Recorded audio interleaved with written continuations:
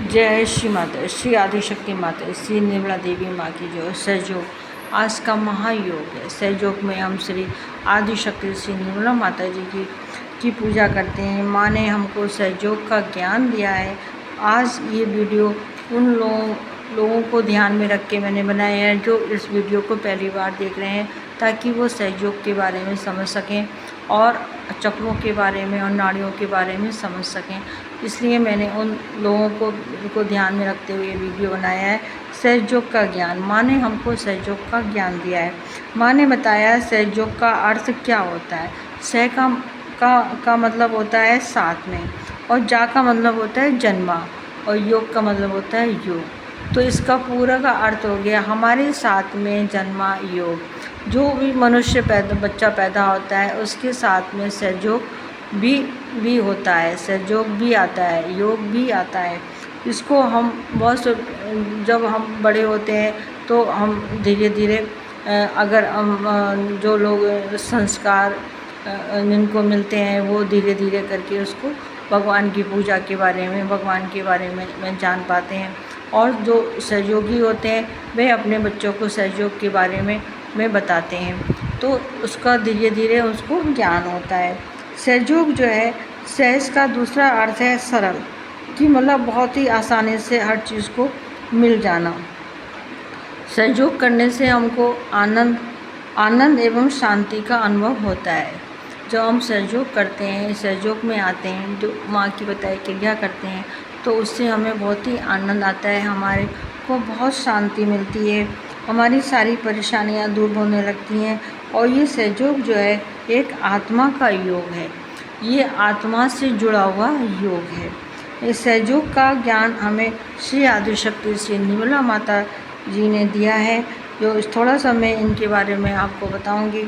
श्री आदिशक्ति श्री निर्मला माता का जन्म 21 मार्च 1923 में छत्तीसगढ़ स्थित छिंदवाड़ा में पेड़म में हुआ था।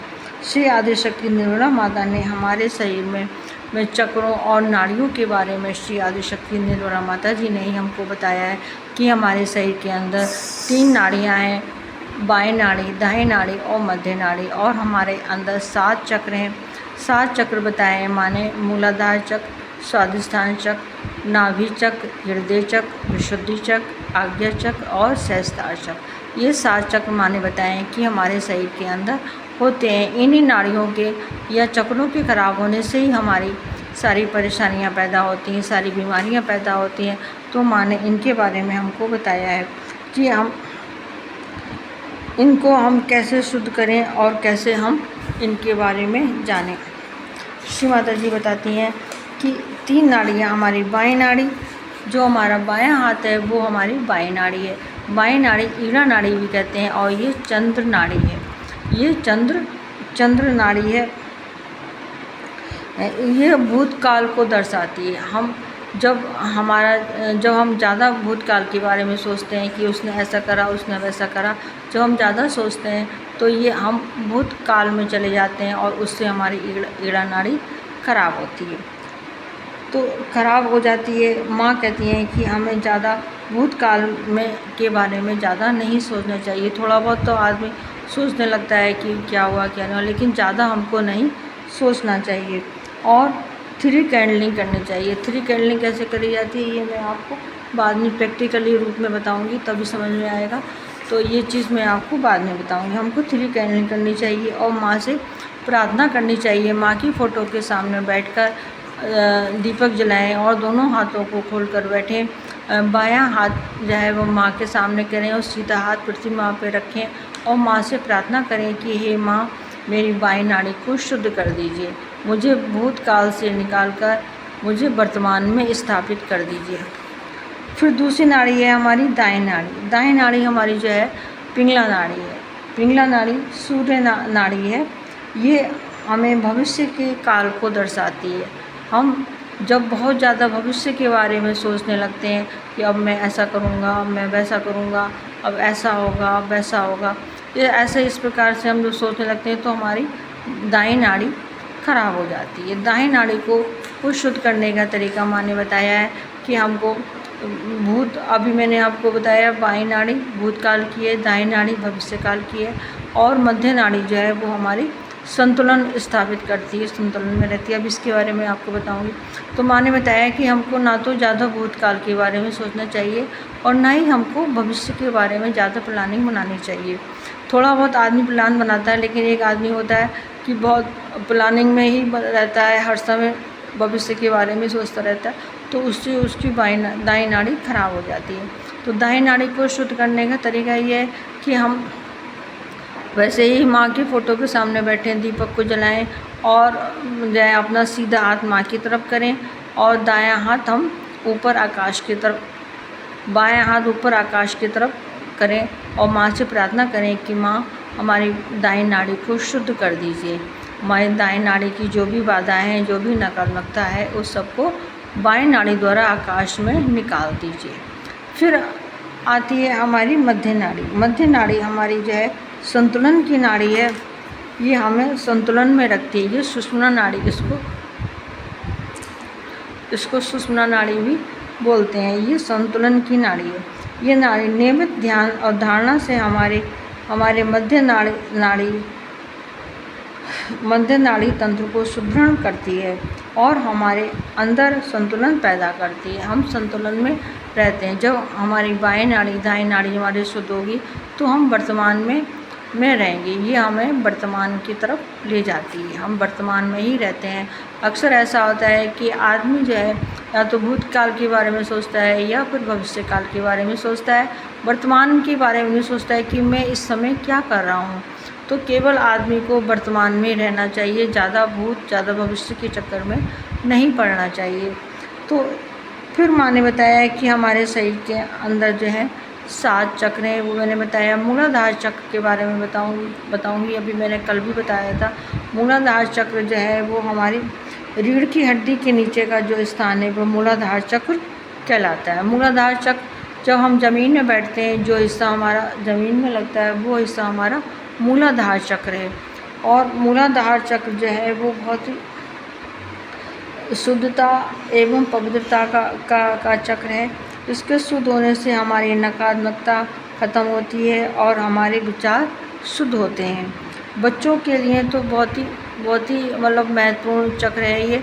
बच्चे अगर बैठ के मूलाधार चक्र शुद्ध करें, ज़मीन में बैठ कर केवल 5 मिनट बैठ जाएं या 2 मिनट बैठ जाएं सवेरे के टाइम और ध्यान करें, मूलाधार चक्र माँ के सामने बैठें और ध्यान करें मूलाधार चक्र का, तो उनका शारीरिक और मानसिक विकास होता है, याद में का स्तर बढ़ जाता है और ये जो है बच्चों के लिए बहुत ही फ़ायदेमंद है। उनको हर तरह से बहुत ही फ़ायदा करता है। उनके विचार शुद्ध होते हैं, उनका याद जल्दी होता है, उनका मन पढ़ाई में लगता है और शारीरिक और मानसिक विकास भी होता है। ये सृष्टि के निर्मित के भूमि तत्व का स्थान है और ये चक्र को गुरु के पास जाने से या गलत सलत बोलने से या मादक पदार्थों का सेवन करने से जो है वो ये खराब हो जाता है। तो खराब होता है। मूलाधार चक्र का ध्यान करने से हमारी सारी परेशानियां दूर हो जाती हैं। अगर हम अपने मूलाधार चक्र को शुद्ध कर लेते हैं तो हमारे और जो 6 चक्र हैं वो भी शुद्ध हो जाते हैं। अब दूसरा चक्र मैं आपको बता रही हूँ, स्वाधिष्ठान चक्र। स्वाधिष्ठान चक्र जो है वो हमारे पेट और जांघ का जो जोड़ है वो हमारा स्वाधिष्ठान चक्र है। ये हमारे को शुद्ध करने के लिए ज़मीन या कुर्सी पर आप बैठकर इसको शुद्ध करें और माँ से प्रार्थना करें कि हे माँ, मेरे जो भी दायां या बायां दायां चक्र आपका है, आप कोई भी अपना चक्र शुद्ध कर सकते हैं। जो वैसे तो आपको तीनों स्वाधिष्ठान चक्र शुद्ध करने चाहिए।